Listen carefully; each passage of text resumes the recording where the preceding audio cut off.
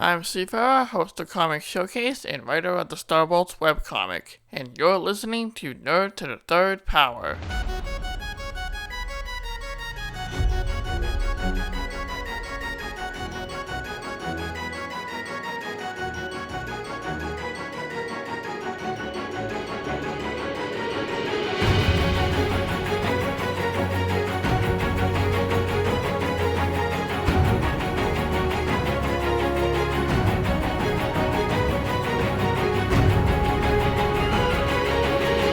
Everybody, and welcome again to Nerd to the Third Power, your one-stop shop for all things nerdy and awesome. I am your host and master of ceremonies, Dr. Gonzo. With me, as always, in this epic quest of awesomeness is our resident anime goddess, the Cat. Cat, how you doing? I'm alive, and that's all that matters.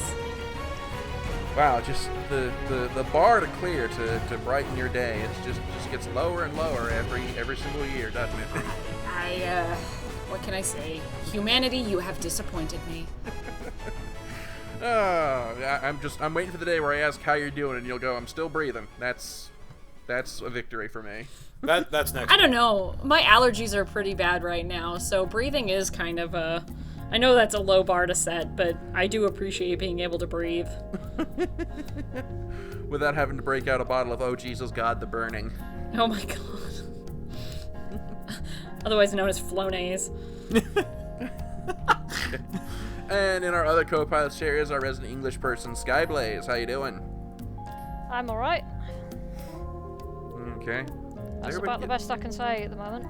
God, is everybody just dead here but me? Brian, John, help me out here. Show me You're talking to a guy who just came back from a con working their tabletop gaming area, both taking names and demoing games. I'm not the right person to talk to. Man, that sounds like a really good catchphrase. Taking names and demoing games. I'll put that on a business card for next year. Brian Clendenning is the Game Master. As for me, I'm doing all right, but, I'm not dead or alive. I'm undead, so, I'm usually in a pretty good mood. Haha, I knew it.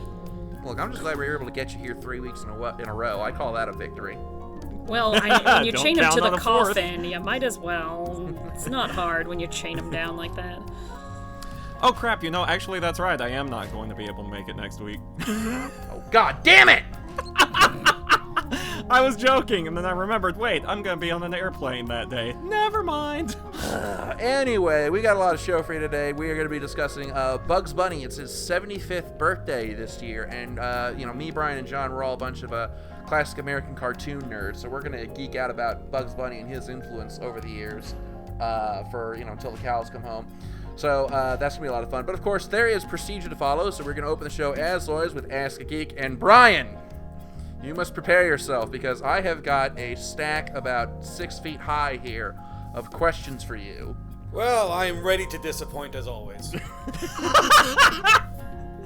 I don't know why that struck me as funny as it did. Okay, here. So let's see. First one here. I'm just going to condense all these down because they're all pretty much asking the same thing. But the first question on everybody's mind is, what is the thing that came out of Comic-Con that you are most excited about? Whew. That's a good list. There's a lot of things. A lot of movie trailers came out. Not a lot of comic stuff came out of Comic-Con. Again, that's the biggest trend I have going for me so far.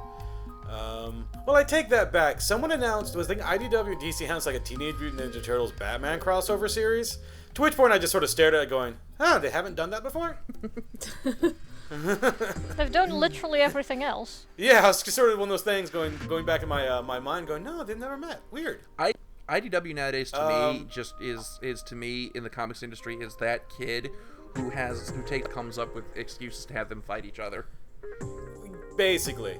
Now they can actually do it a lot. And one of their series, Transformers vs. G.I. Joe, is just that. But almost every trailer I saw, either bootlegged or actually officially released, I actually enjoyed.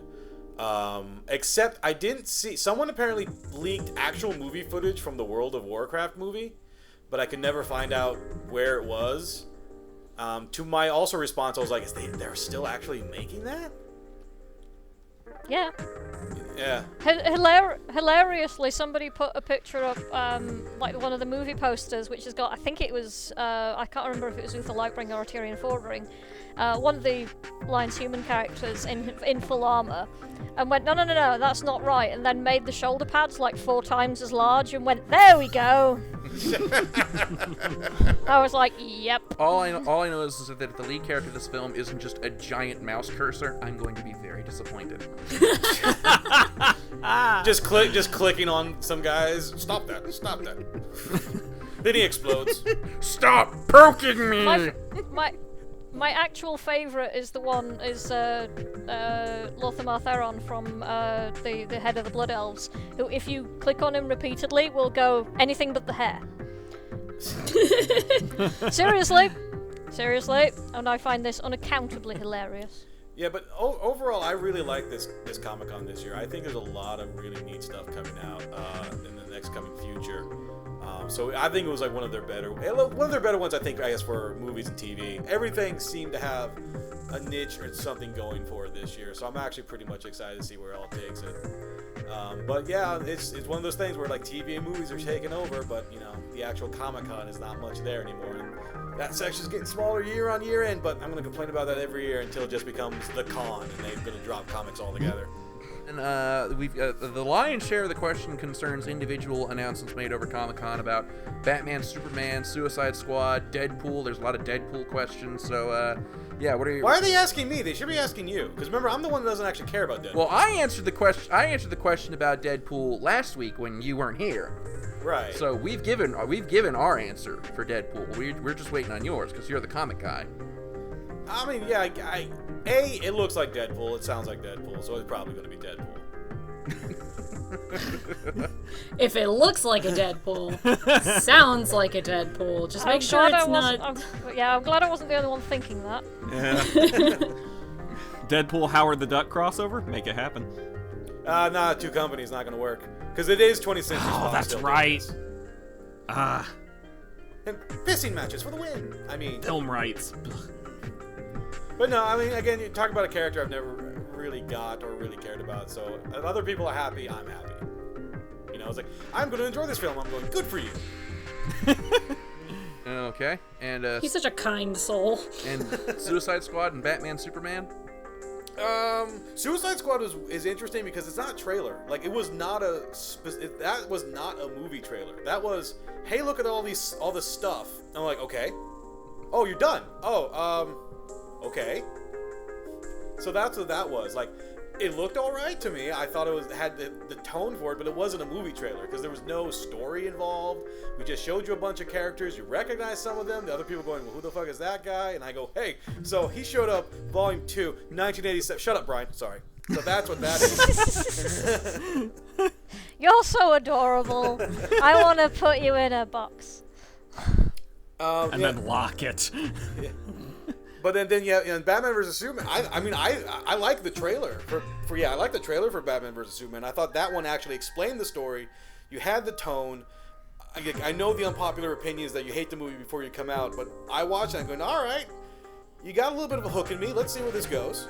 So yeah, I actually, my interest is piqued. So I'm still kind of like it.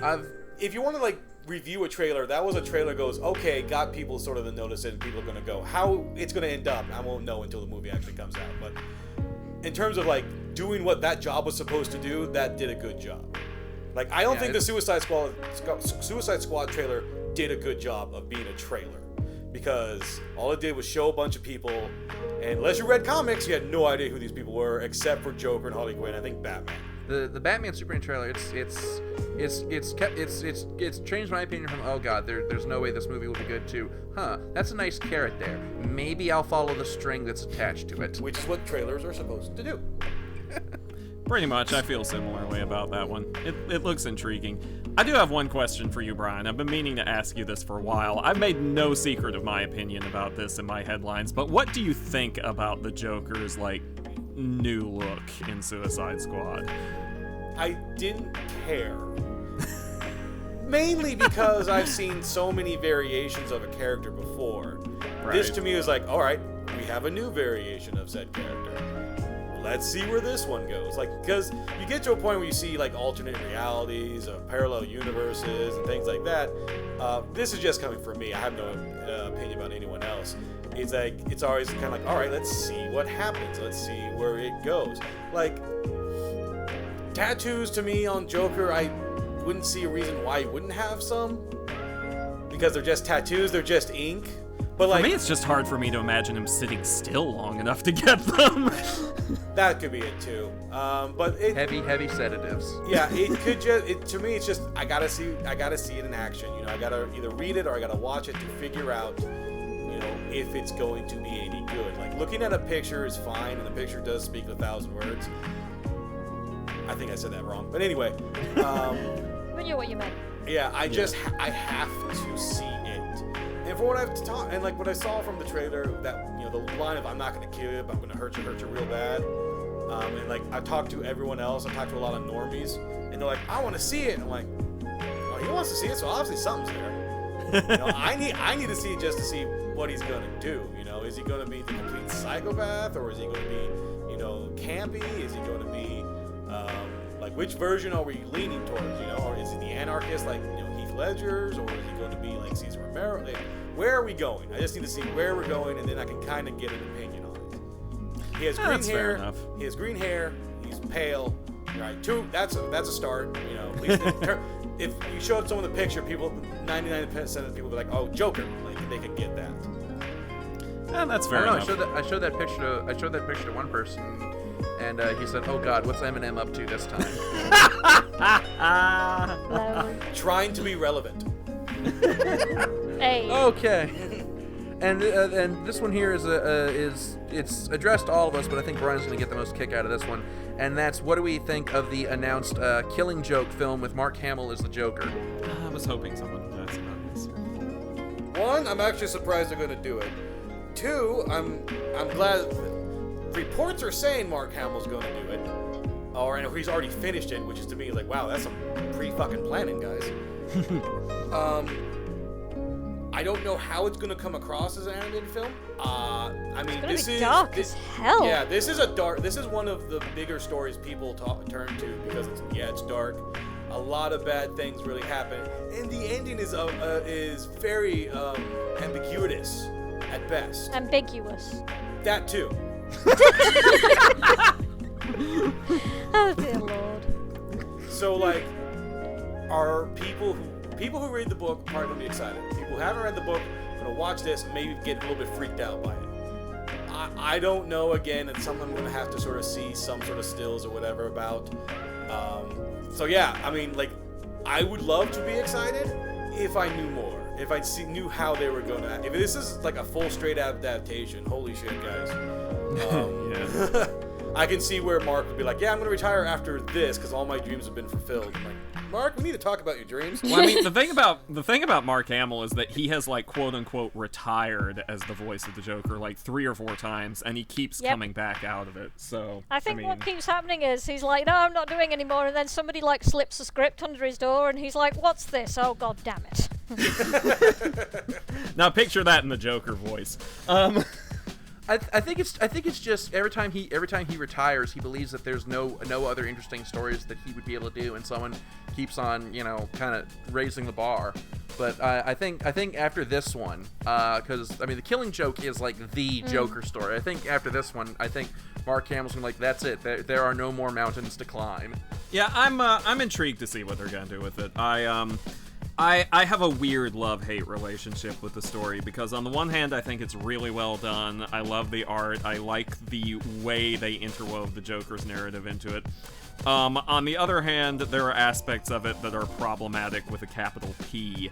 But I'd be interested to see if Bruce Timm, who's at the helm of this, which wasn't mentioned in the question, Bruce Timm, who, as far as I'm concerned, basically headed like my favorite version of the DC universe of all time, is going to, because the animated movies have never been 100% faithful adaptations. They've always tweaked a few things, and for some of them, in my opinion, actually made some of the stories work a little bit better because they kind of cut out some of the continuity flotsam and jetsam that you had to know in order to appreciate them in their original context. But I'm just interested to see if he can just kind of like distill the best things about this story and maybe rework a few of the things that I personally felt went a little far. If anybody can make a tweak and have it work, it's Bruce Timm. Truth. So, more on this as it develops. And that seems to be all the questions that we have for Brian for this week. So let's see if I can't dig in my sack of tricks here and find one for all of us, because the rest of us have been kind of just sitting here, nice and quietly with our hands folded. Well, everybody else got to talk about, that last topic, and nobody ever asked me my opinion. Okay, well, anybody else has anything to say about The Killing Joke, but feel free, go ahead while I dig for something else. I actually know nothing about The Killing Joke other than you've told me to read it a million times, but I was actually just kind of thinking about, I had seen some clips from the Justice League Gods and Monsters film that just came out, and that looked pretty dark, and I was wondering if any of you guys had seen it, and is this a trend of, holy shit, that's really dark? Every artist who does something very family friendly for a very long time has a dark place in their mind they need to let stuff out. This is Bruce Timm's way of letting that stuff out. He's had these ideas for a while and he's now gotten the chance to use them. I don't know if that's going to be a trend, because the other things that are being released in terms of animated movies are like Batman riding a robotic dinosaur. Yeah! So I don't know if it's a trend. Beast Wars, but with Batman? Yeah, Batman and the Justice League and stuff like that. I could live with that. They're fighting robotic animals. I would spill the blood of a dozen men to see that. Beast Wars with Batman. I would eat a baby, literally eat a baby whole to see that. Get some A1 sauce. With hollandaise sauce. But because the Gods and Monsters movie just came out, and I was kind of thinking about picking it up because I had seen some clips from it, and it looks amazing. I didn't like it at all. Really? I thought it was the story was, it had quite a few flaws in the story and the way it was told, and there was some bits where it's like, but that doesn't make any sense. I'm not going to spoil it for you. It's not terrible, but it's one of those things that's subject to taste quite a lot. You know? Okay. Yeah, and I think that's kind of where The Killing Joke film is going to be. It's one of those things where it knows what its audience is. I think Bruce Timm, and knowing how he produces things, I think he knows what the audience is going to be for The Killing Joke, and he's accepted that there's going to be people who aren't in that audience or necessarily don't want to be in that audience, and he's kind of chill with that. I don't know. This is kind of, I don't know. Just The Killing Joke is just one of those stories. There is an audience for it, but it's. At least it has an established audience already. Yeah. So anybody else have anything else to say about The Killing Joke? Excited? Yay? Nay? I'm excited. I'm excited because other people are excited though. Okay. All right. Well, here's a question for all of us, and all right, it's addressed from Sarah, and it's to all of us. Outside of My Little Pony, Game of Thrones, and Doctor Who, are there any television shows or cartoons that you're particularly enjoying right now? Yeah, this last week while I was cat sitting for my parents, that I really get a real kick out of, and it's called Star versus the Forces of Evil. Oh yeah, I've seen an episode or two of that. Yeah, and the basic premise is it's sort of a riff on magical girl shows. This princess from another dimension who has just come of age and gotten this magic wand. She's kind of obsessed with fighting monsters, and has sort of gone a little crazy with the wand. So her parents have exiled her to Earth so that she can learn to behave herself, and she's living with as an exchange student with this kid Marco Diaz, and going to Earth school and learning how to fit into Earth society. But it's really cleverly written. Very creative storytelling, and the animation is this is the most fluid animation I've seen in a very long time in a television cartoon, especially for Disney Channel, who until very recently have been kind of cheap with their cartoon animation department. But the animation in this show is it's some of the most fluid and energetic animation I've ever seen. So it's definitely worth checking out. So Star versus the Forces of Evil, that's one that I'm really enjoying right now. So what about you guys? Anything new that you've picked up that you're particularly liking? Well, I mean, since you brought up Disney Channel cartoons, there's this other little show on Disney Channel. It's been going for a little while now, but I only relatively recently got into it, called Gravity Falls. Gravity Falls is a ton of fun. For any of you who have not heard of it, it's about these two kids, they're twin siblings, Dipper and Mabel, who are basically spending their summer vacation in the tiny, weird little town of Gravity Falls, Oregon, with their great uncle Stan. They call him Grunkle Stan. And Gravity Falls has all these weird paranormal mysteries surrounding it. It's almost like, to be honest, the show is almost kind of like a comedic version of Twin Peaks for kids. And there are several conscious references to Twin Peaks in this show. So it's a lot of fun. They actually have an interesting storyline and narrative running through the whole thing. It has a definite end point, which it may actually be approaching soon. And the creator has a ton of fun with putting in all kinds of little Easter eggs and mysteries and ciphers. There are legitimate ciphers in every episode that you can solve if you really want to get into it. And it's just a really, really, really entertaining and well-written show. Goes to some surprising places for a Disney cartoon, I'll put it that way. Yeah, Disney's bringing its A game again. I'm kind of happy about that. Well, I mean, there's one episode where Dipper is investigating a haunting in a mansion, and not to be confused with the Haunted Mansion. He's investigating a haunting in a mansion, and as the ghost is manifesting, like, all these taxidermy animal heads on the wall start, like, bleeding out their eyes and mouths and start chanting ancient sins together, and I'm like, holy hell, Disney. Fuck. Okay, I enjoy Gravity Falls as well, but clearly not for the same reasons that you do. Yeah, I do kind of. Okay, Brian, Kat, Skyblaze, what about you guys? I've been watching a lot of Ripper Street and Peaky Blinders off Netflix. Ripper Street, so good. Ripper Street's amazing. It's a British TV series that's set in Whitechapel in the 1880s. Is that right? It takes place right after the Jack the Ripper murders. Yeah, just after Jack the Ripper. And it's kind of like delving into it's the kind of the mythology around Jack the Ripper, what effects he had on policing, and there's all this kind of like pseudo-conspiracy stuff, and there's like really terrible things that happen at some points. I think it's on its fourth season's due out soonish, I think. I think so. Yeah. And it's just really beautifully shot, and the costumes are gorgeous, and it just looks amazing. Also, it's like the cast of Game of Thrones. So yeah, everybody mostly. dies? No, I mean, it's like the cast. No, it's the cast. Yeah, when they finish doing Game of Thrones, that's where they go next. They go and work Like, on Ripper Hodor is in it, and that's all you'll ever need to know about Ripper Street that could make you want to watch it. It's got Hodor. As Hodor? Hey. Capable of speech. Hodor. There's also Peaky Blinders, which is another historical crime drama. It's got Cillian Murphy in it. And he's beautiful. He's so pretty. It's set just after World War One, and it's about kind of this organised crime gang and their comings and goings and doings. And there's like bits and pieces of stuff about the IRA, and Winston Churchill plays up on occasion. And it's just really.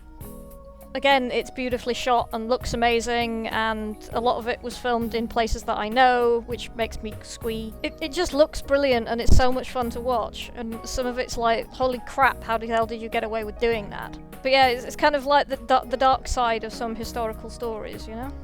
Okay. Brian, what about you? I've been watching nothing.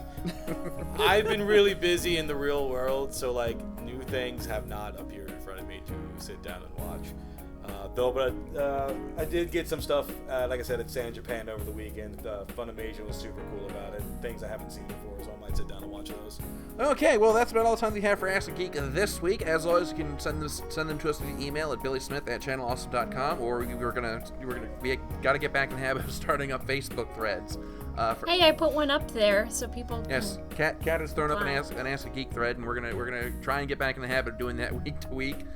So keep an eye out there, and we love getting your questions, and who knows, maybe your question will get read on the show.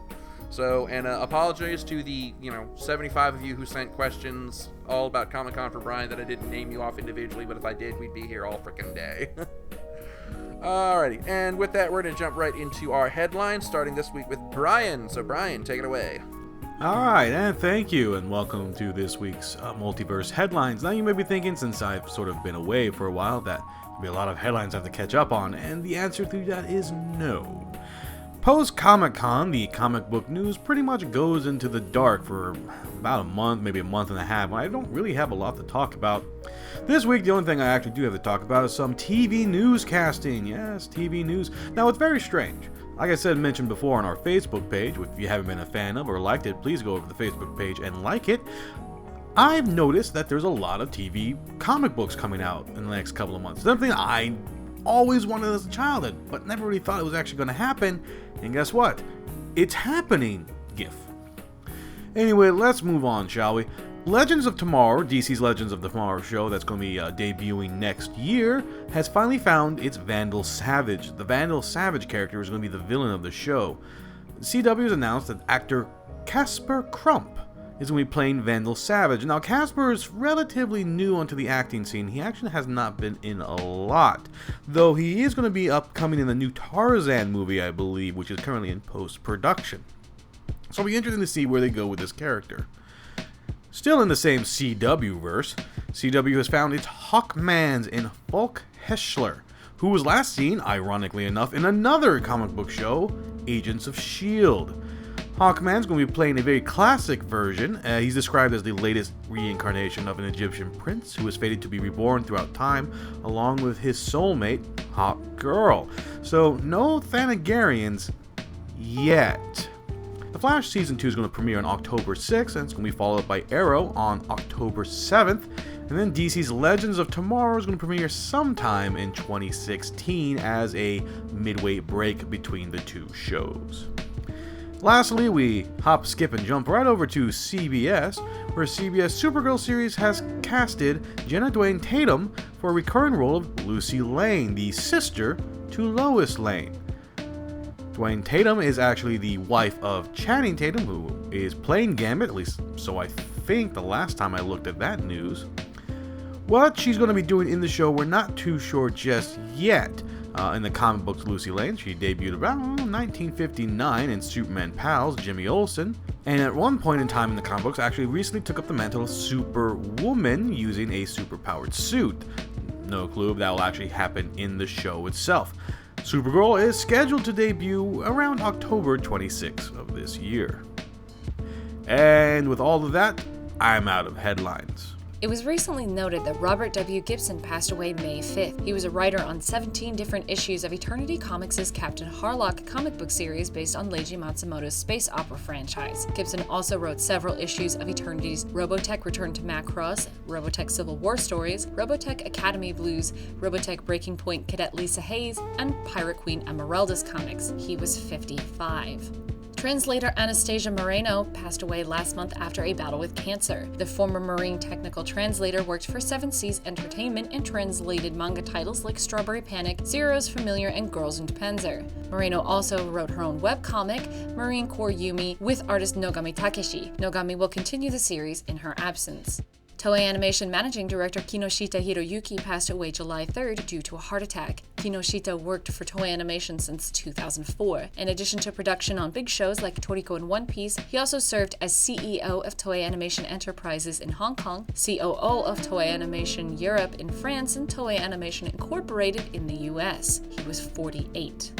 Anime Expo took place last month, and they have officially reported their attendance. The country's largest anime convention has set a new record, which is insane. Up 12% from last year, AX had over 90,500 unique attendees. That's over 90,000 different people in the building. Given their rate of growth, they're probably gonna hit 100K next year, maybe the year after, but probably next year. And that's frightening. That's a lot of people with subpar hygiene skills in one place at one time. I jest, but still, that's a lot of people.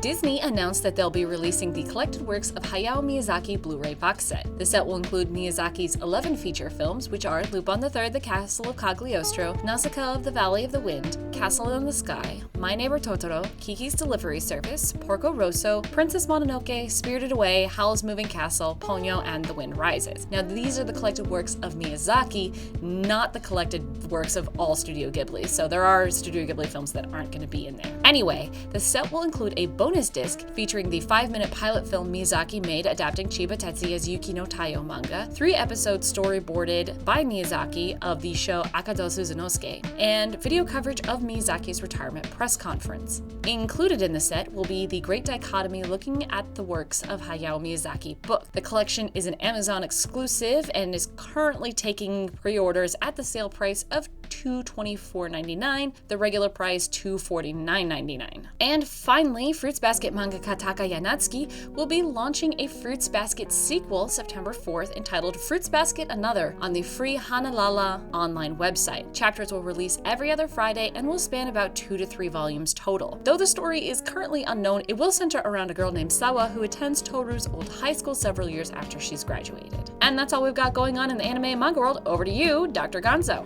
Alright, thank you, Kat. Well, I don't have any headlines this week per se, so instead, I want to take the opportunity to say something very important to someone I love very, very dearly. Konami, we need to have a chat. Now, before I get started, I just want to say that you have a gaming legacy that spans nearly 30 years. You know, we've had a lot of good times together, and you've got some of the most beloved franchises under your belt. Castlevania, Metal Gear, Silent Hill, Suikoden, you've done some great things, and nobody will ever be able to take that away from you. And I know the last several years have been hard for you. I mean, the last few Silent Hill games didn't do so hot, and Metal Gear Ground Zeroes, well, in hindsight, releasing a glorified demo and selling it for $40 a pop at retail was probably not a great idea. In fact, you know what? I blame myself for not stopping you when you suggested it and saying, this isn't gonna work. But lately, Konami, I've been hearing reports, and they are, well, how to put this charitably, worrisome. I'm being told that you're restricting employees' internet access, which I can understand to an extent. I mean, nobody should be watching Tentacle Schoolgirl Love Slave 9 while they're on the clock, but even the most draconian companies allow their employees email.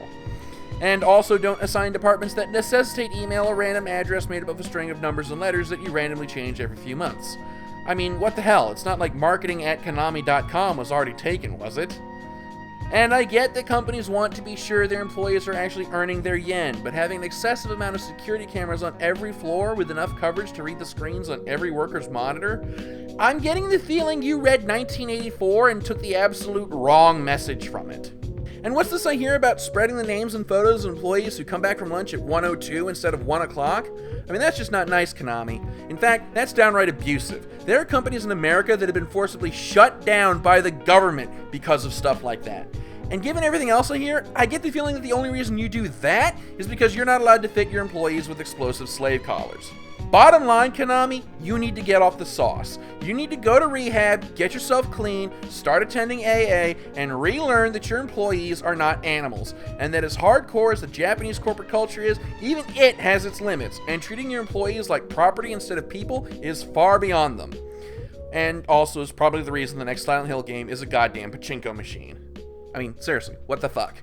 And that's all the headlines that we have for this week. We're going to take a quick news break. When we come back, Bugs Bunny's 75th anniversary. We're going to take a look back on Bugs' life and the influence he's had on certainly American cartoons over the last 75 years. And yeah, stay tuned. We got a lot of fun stuff ahead.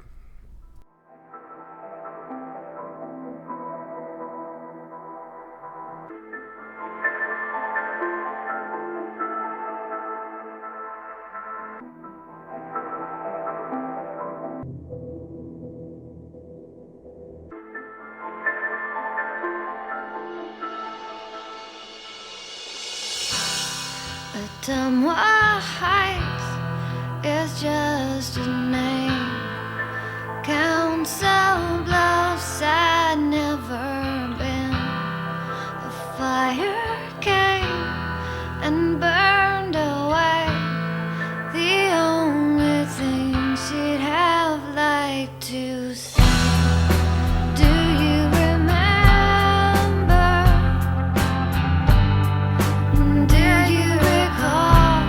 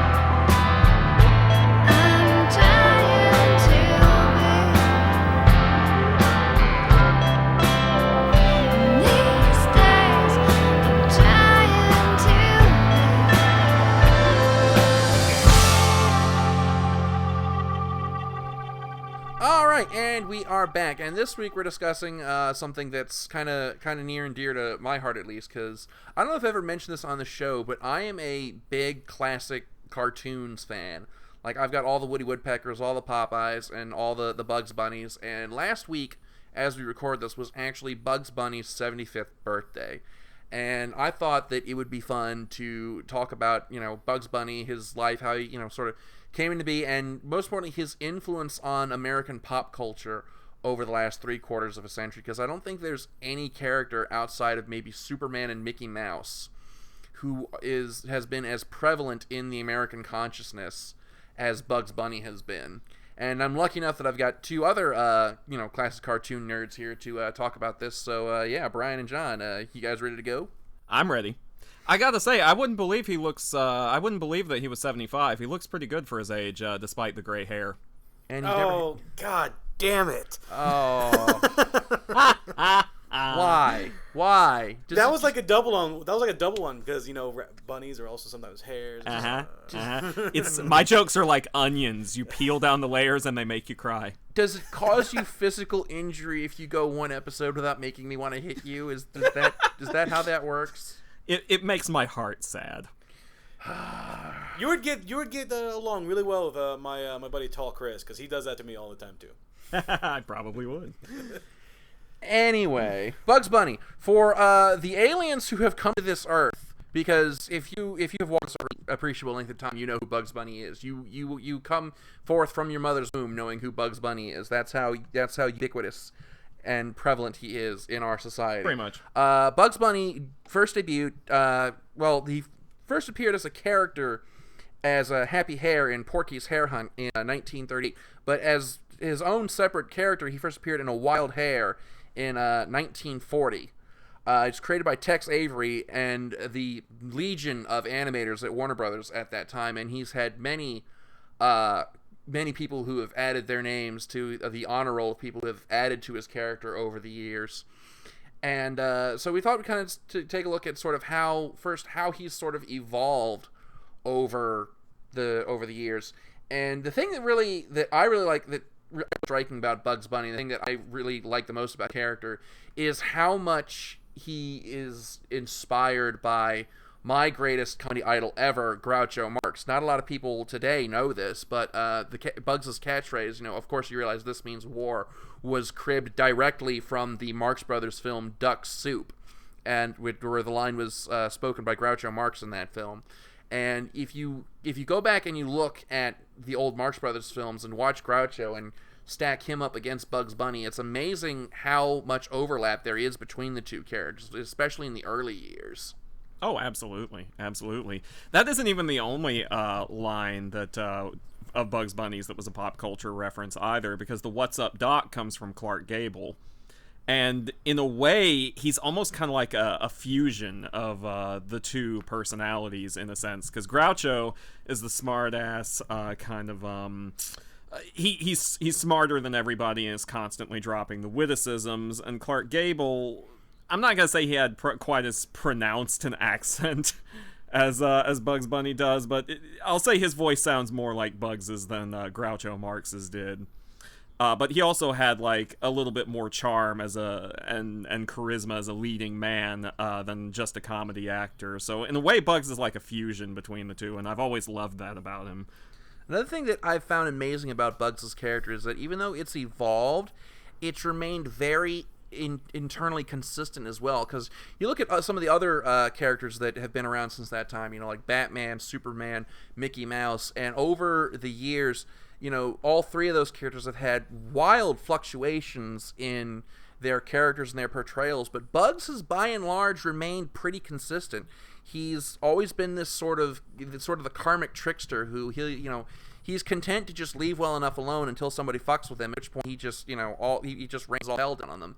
And it's interesting to note that the rare times that Bugs Bunny was actually the aggressor, he never won. He always came out with the short end of the stick whenever he threw the first punch. Well, that's the thing. The Bugs character is that he... Because there's this great... I think Bob Clampett wrote on Bugs Bunny, but he wrote like this big thing like in first person, is that he doesn't act, he reacts. Or I react, as he would say. So yeah, he's just hanging around, and then if something happens, he will react to the situation. He won't be the one to start the situation. He won't be the one that starts the fight. But of course, you start the fight. He's like, all right, dust myself off here. Let's go. Let's see what this is. You know who you're messing with? Yeah, all right. Like, he won't start it. He'll finish it. Like, if you think about it, like, when you sort of hear people like explain how Bugs Bunny is, he almost sounds like an unlikable character. He's sarcastic. He seems like better than everyone else. He can never really be tricked. He seems like, well, that guy sounds like an asshole. But for some reason, and that's probably due with a lot of the actors who use him and how he was written, he's this lovable guy he's the cool kid in class that you want to hang out with. Yeah, that's a very interesting point that you bring up, because like you take those traits that he displays, and on any other character they'd be shouted down as unlikable or as a Gary Stu or whatever the male equivalent of Mary Sue is. But for Bugs, it just works, and I don't know if it's just because he's been around for so long that we're just kind of used to him. He kind of has a grandfather clause.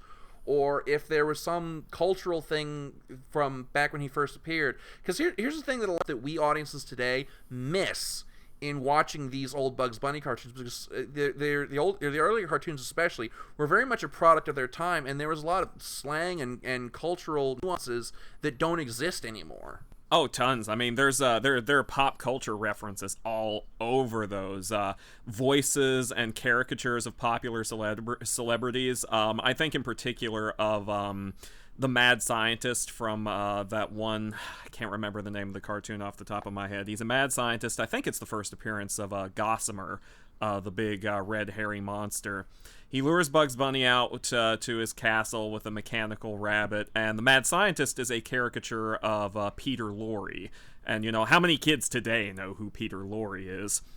How many adults today know who Peter Lorre is? How many people who aren't as obsessed with weird old horror movies as I am know who Peter Lorre is?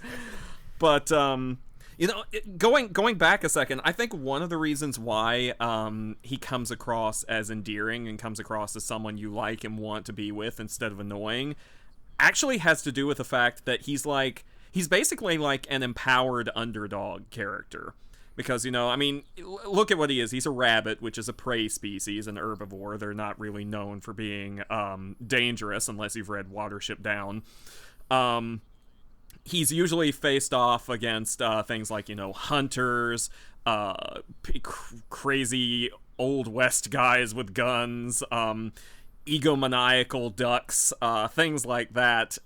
People who, in the real world, is in as much as you can compare it to the real world, would probably, for all intents and purposes from the outside, seem to have every advantage over him. And he just effortlessly beats them with panache. And I think he's basically like I don't know, maybe almost like a blue collar hero in that regard. He's someone that I think a lot of people can identify with and would like to be like, because he doesn't take the status quo. He just does his thing. One era of cartoons that I really want to talk about in regards to Bugs Bunny, and that's sort of his wartime cartoons. I'm a huge World War II history nut, and I'm also, a cartoon nut. So, of course, when, wartime cartoons, that's like, oh my god, peanut butter and jelly, my two favorite things. But, I sort of want to discuss sort of the how this is how big he was when he first was introduced, how, like, the government was commissioning Warner Brothers to use the Looney Tunes characters, and particularly Bugs Bunny, as sort of propaganda pieces. There's a short that you can find if you look hard enough, but it's not even really a cartoon in a sense. It's really more of a public service commercial that was shown in theaters at the time. It's called Any Bonds Today, and it's basically Bugs Bunny, Elmer Fudd, and Porky Pig, singing this little ditty, the tall man in the high hat's gonna come around, you ought to let him in, any bonds today, selling war bonds, which, people nowadays, well, what the fuck is a war bond? Well, 1940, in the World War I and World War II years, that's how the government raised its money to fund the war effort, was through, people buying war bonds. And, you would go into theaters and you see Bugs Bunny, trying to, convince you to sell war bonds. And you don't really see that kind of thing much anymore. But that's how powerful and how much influence the character Bugs Bunny had, even in those early years, that the government was using to sell war bonds. And it was to the point where, like, it was one cartoon, I can't remember what year it was in. It was actually in just before the pre-war years. But the cartoon ends with Bugs Bunny coming out dressed as a U.S. Marine and singing, the Marine song from the halls of Montezuma. And the Marine Corps actually gave him an official rank, and he's listed in the Roll of Honor as a United States Marine. So, but like. Now, was this before or after he faced Hitler? that instance was before, but here again we're talking about things that audiences today kind of miss out on, because those wartime references are still in a lot of those cartoons. Like, does your tobacco taste different today? Was this trip really necessary? And it's amazing, sort of the peek into the culture of that time, those old cartoons. Now, of course, there are some cartoons that Bugs Bunny did that, especially in the wartime years, that just would not fly at all today. Standout example to me is Bugs Bunny Nips Nips, which was a very racially insensitive cartoon, very stereotypical towards the Japanese people. But it sort of, it gives you almost a lens into the culture of those wartime years, these old cartoons.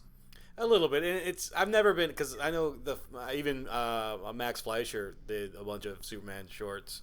I have that collection, and there's some propaganda ones where he goes facing off against the Japanese, and you see the Japanese caricatures, and you kind of go, ugh, we did that, But at the same time, we have to have those to go, okay, we did that. Let's not do that again. Oh, by the way, the cartoon that you were referencing, Brian, where he meets Adolf Hitler, that's Hair Meets Hair. Yeah, that one's hard to I don't know if it's hard to find, but it's I know for a fact people don't show it very often anymore. Well, for obvious reasons. Yeah, a lot of those wartime cartoons, they're not shown in syndication. In fact, there's only one time I can think of that they were shown on television in recent years, and that was actually when Cartoon Network, they actually had a block where they would show classic cartoon, and they did a special wartime cartoons block, sort of a special thing, and they pointed out repeatedly, these cartoons were a product of their time. They're not, they reflect the attitudes of that time, but these are not the attitudes that are held today.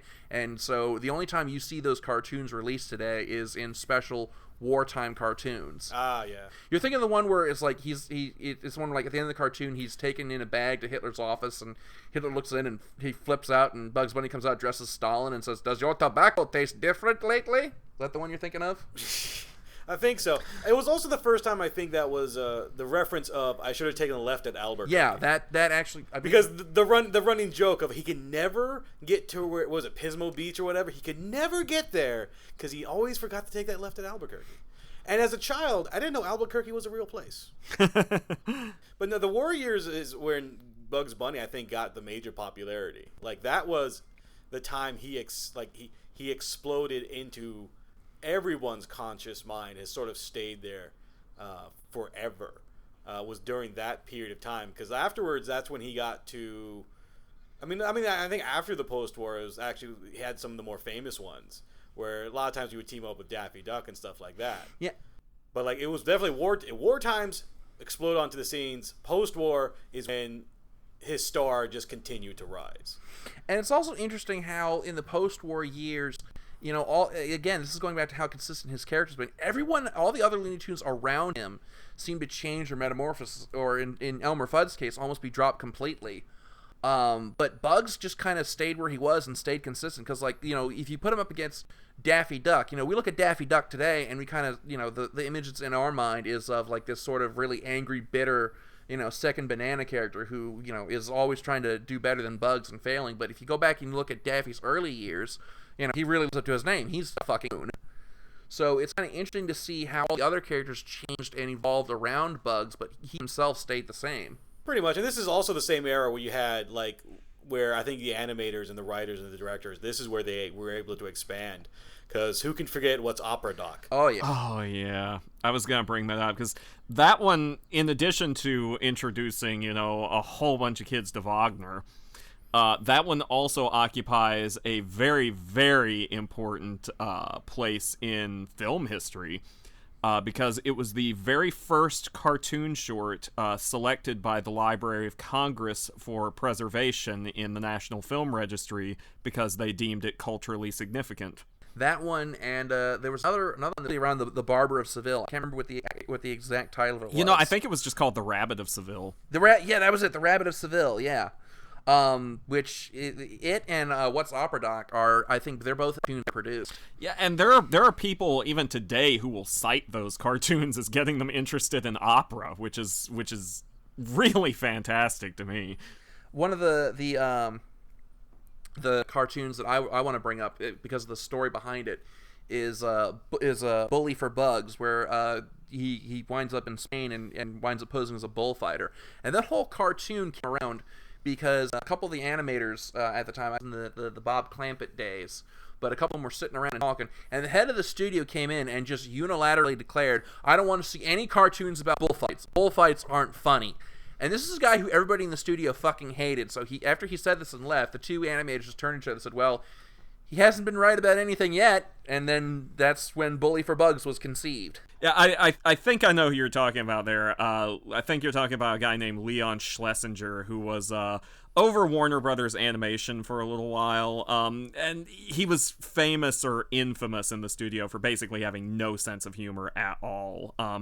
As a matter of fact, if you look at any of those old shorts that have his name in the credits, and then look at the credits of the director, you'll see instead of seeing Chuck Jones, you'll see it's credited to Charles M. Jones, or instead of seeing Tex Avery, it's Fred Avery. Even instead of Bob Clampett, it's Robert Clampett, because he would not let them use their nicknames. That's how much of a humorless kind of jackass he was, honestly. You have all these characters kind of changing around Bugs, and I mentioned in one case being almost dropped completely, and that's Elmer Fudd, who for a while, until they started partnering him with Daffy Duck, they stopped having Elmer appearing in cartoons. Audiences started feeling like, Bugs Bunny Sam, who is a much more rambunctious character. Oh, God, I love Yosemite Sam. He's probably my favorite of Bugs' antagonists, because he just gets so entertainingly angry. I know Elmer Fudd was still there. I don't think they dropped him completely, because this is also the same era you had Rabbit Season, Duck Season. And everyone knows Rabbit Season, Duck Season, fire! Yeah, but you'll notice that in those cartoons that it's Bugs against Daffy and Elmer Fudd. So Elmer almost kind of had an ally, but you never again, except for rare exceptions, saw it be just Elmer and Bugs. Ah, okay. So you're saying that because you guys might know a little bit more, that he sort of got side-rolled for a while. Yeah. He's not co-starring, he's co-starring. And then there's also a couple of instances where actually Bugs Bunny went up against Wile E. Coyote. And at least one instance is an actual Roadrunner cartoon, except they swapped out. Oh yeah. They swapped out Bugs. The Roadrunner he clipped his wing last week, so I'm filling in for him. And there are even a couple of those cartoons where it's Bugs versus Wile E, where Wile E talks, which is very strange when you've been exposed to the silent version for so long. This is actually where we also got Wile E. Coyote's the informed ability of him being a super genius, because that's how he introduced himself. I am Wile E. Coyote, genius. Super genius. Because it's I think it's one of those things that Bugs has always had an adversary that he can wordplay with. So having like a silent, almost most of them are kind of silent actually. If I think about way back, like the boxer and that bull. But like for Wile E. Coyote, I guess they felt like they needed to have him speak and talk again. And maybe those help revitalize the Wile E. Coyote franchise, despite the fact those are pretty fun all on their own. Yeah, those if there are any Looney Tunes shorts that are like age proof, I think it's basically the Wile E. Coyote and Roadrunner ones. Yeah, but this can also be the thing though of any sort of popular character. They're starting to really sort of milk them out. They're starting to stretch them across a lot of different places. I don't know what you're talking about.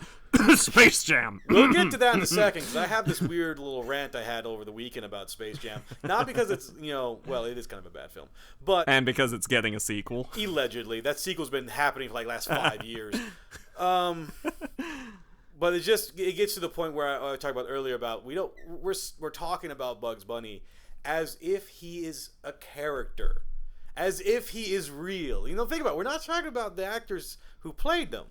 We're just talking about Bugs himself. Well, to the point of, in the Space Jam poster, it's not Billy West as Bugs Bunny with Michael Jordan. It's Bugs Bunny and Michael Jordan in Space Jam. Yeah, I can only think of two other characters that receive that kind of treatment, and that's Kermit the Frog and Mickey Mouse. Pretty much. Although, talking about some of the people who portrayed Bugs Bunny, there have been some mighty names in voice acting attached to who've lent their vocal cords to Bugs Bunny, and I think probably the titan of them all is the great Mel Blanc, God rest his soul. Yeah, he's he voiced Bugs from let me see.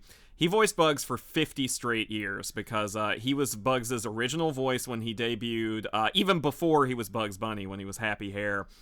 And the last time Mel Blanc voiced Bugs Bunny was in Who Framed Roger Rabbit in 1988. So that's 5 decades of doing that character's voice. The only other character I can think of that's rivaled by that is the other Looney Tunes character, Granny, the one who owns Tweety, because she has been voiced by June Foray from her debut to the present day. She's still voicing that character. She hasn't stopped. She's like 90-some-odd years old. She hasn't stopped. She's like, why? It's fun. It's like, well, you started this as this young, beautiful woman, and you became Granny. Like, you just aged into the character. I want to bring up in this, and that's as successful as they are with the different kinds of stories they tell with Bugs. It's interesting to note he hasn't been as successful in other formats, because we've seen him in feature films, we've seen him in extended cartoons. The most recent one was the almost sitcom The Looney Tunes Show that aired on Cartoon Network for a couple of years. That was so strange. And it's very strange that as successful as he is in the 3-minute short, it's very difficult for Bugs to work well in any other format.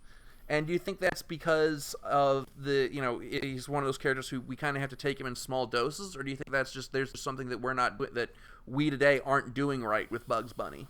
Oh, I'm all about thinking that it's the way he's handled, not because of the format. Because the problem is, in the old shorts, he was treated just as a character. He was treated as a performer. They could have him do or say whatever they wanted to. But now the studio looks at him as a brand, as a mascot, as an icon and an institution. And I think the biggest problem is they're too self-conscious about that. The old shorts had freedom to just do whatever they want, make whatever gags they want, and the new ones are very often very self-consciously referential of what came before. They're not quite as willing to move forward with their humor and their gags as they used to be, with the exception of the Looney Tunes show. Now, a lot of people hated it.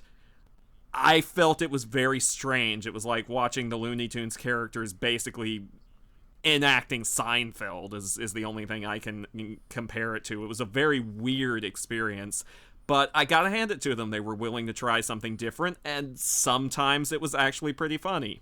Sometimes it was just too bizarre to find funny, but sometimes it got some genuine laughs out of me. So I think as long as they're willing to try to mix things up a little bit, to try a few new things, then maybe he might do better going forward. But they've got to divorce themselves from this self-consciousness about his status as a symbol, or else he's gonna go the way of Mickey Mouse, in which case he's gonna lose a lot of what made him distinct. Yeah, he'll just at that point be a symbol. He won't actually have a personality. He'll just be, oh, that's Bugs Bunny from that studio. And I'll say that going back to because the two little live action stunts they did, Space Jam and Looney Tunes Back in Action, like, I will give some credit to some of those to those films themselves, is that they at least tried to keep Looney Tunes Back in Action a little bit more. But like in Space Jam, the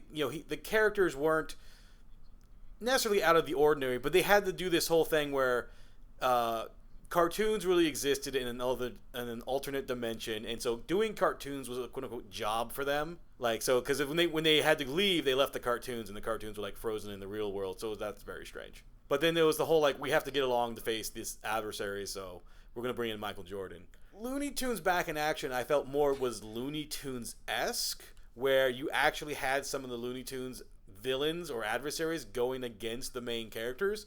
And I think it's it's not the best movie in the world, but at least in that one, they actually brought up some, like, the relationship of Daffy and Bugs to the point, because they're now sort of frenemies, and they've always had that sort of jealous...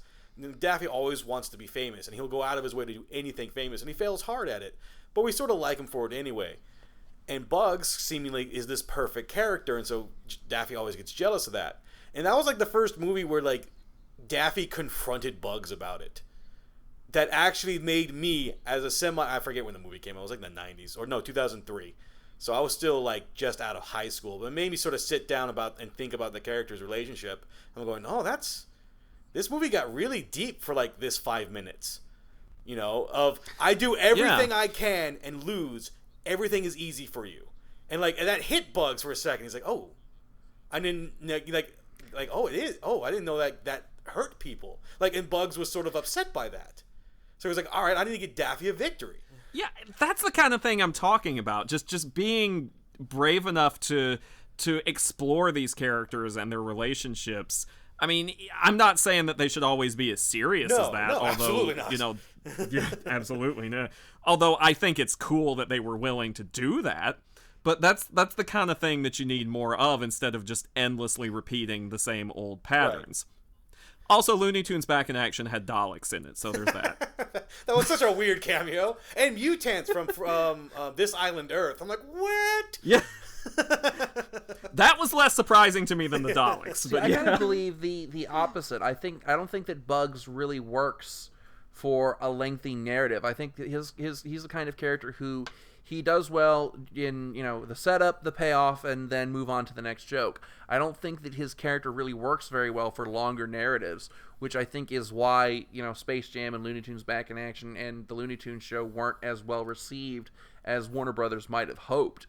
I don't think that the Looney Tunes in general are suited for those character-based arcs, because the thing is like those characters are so iconic and integral to their character that if you change those personalities in any way, suddenly Bugs Bunny is no longer Bugs Bunny. A little bit, and that's why when, like, the older, like, the Bugs Bunny movie came out, it was just a collection of the shorts with Bugs sort of playing host. Oh yeah, they did that. They did that a couple of different times. There was also the one that I loved the most when I was a kid was Quackbusters, because it took the Ghostbusters paranormal aspect. Of course, that was more about Daffy than Bugs, but it's the same sort of thing. They packaged together a bunch of shorts with a sort of loose connecting wraparound narrative. Yeah, and that worked pretty well. I will say that it's they were pretty entertaining when I was a kid. I haven't seen them for a while, so I have no idea how the wraparound stuff holds up after all this time. But, I mean, see, my argument for it possibly working is because Warner Brothers was able to do a couple of other TV shows. I mean, they did Tiny Toons and Animaniacs and stuff like that. Or even if you want to talk about Freakazoid. Hey, let's not forget Tasmania, because that. Oh, and Tasmania was a show. Was like, hey, let's make the Tasmanian Devil, and he has a family who apparently are nothing but celebrities. You're like, yeah, okay. It's yeah, that's a perfect example actually, because everyone always forgets Tasmania, including me apparently. And most of those shows were composed of like 3 short segments, but there were a few of them that weren't. They went over the full half hour. Especially by the time we hit Freakazoid. Most episodes of Freakazoid were like a full-length thing. And they were able to stretch out the humor and the gags of those characters over that entire time. And they were very Looney Tunes-esque, even though they were new characters. So I don't really see any reason why they couldn't do it with the classic stable of cartoon characters.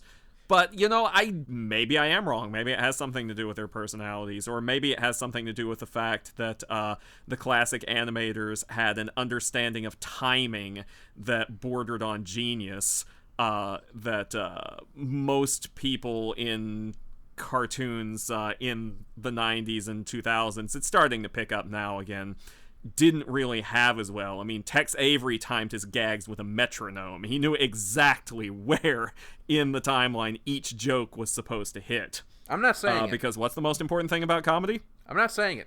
Timing. I'm not sorry. Timing. I'm not going to God other damn it. people's jokes. Oh, why not? It works so well for me. So, but anyway, we gotta start wrapping things up because we're running out on time here. So let's why don't we each go around the table and kind of list our favorite Bugs Bunny cartoons. So Brian, why don't we start with you? What's your absolute favorite Bugs Bunny cartoon? I have to go back to a little bit the post-war, because I think it was the Nighty Night Bugs, where in medieval times he's going against like a Yosemite Sam in knight armor. So first off, really weird to see Yosemite Sam not a cowboy. Secondly, he still acts like a cowboy. I think that was that because there's a couple of those. I remember the one where he was like he was supposed to be a Hessian.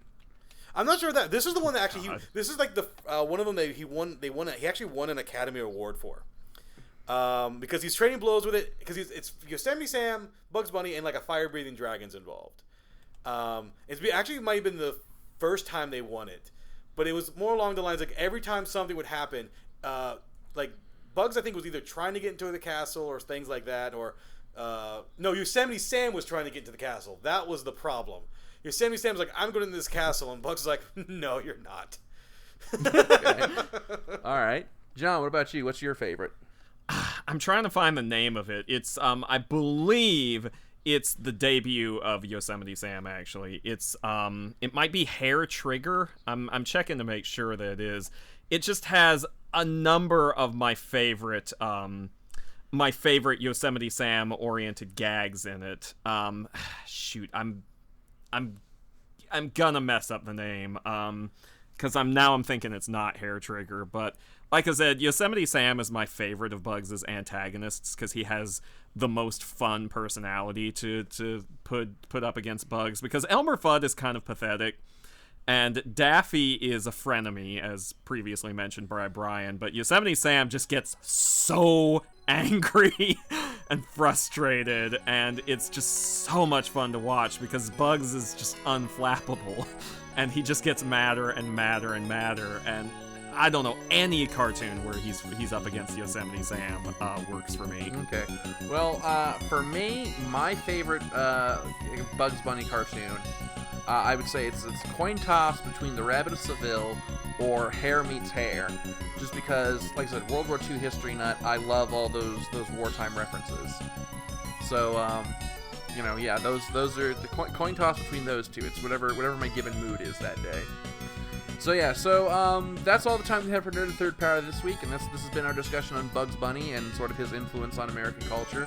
So what are some of your favorite Bugs Bunny moments, and why do you think he's been so successful over the years? So sound off in the comments, and thank you as always for tuning in. We'll see you next week. As always, I'm Dr. Gonzo. I'm Brian.